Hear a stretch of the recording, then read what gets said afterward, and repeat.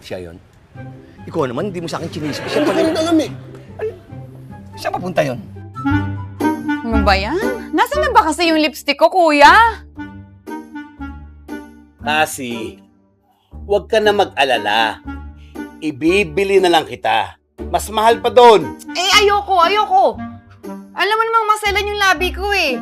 Namamagato pag ibang lipstick ginagamit ko. So, wala nang stock nun, kuya eh. Andito lang naman yun eh, pagkatapos kong gamitin ipagamit sa girlfriend ko. Eh, bakit wala? Hindi ko nga makita. Tol, sa'yo ata itong lipstick na to eh. Eh, lipstick ko to eh. Saan mo nakita? Doon, sa fashion show. Fashion show?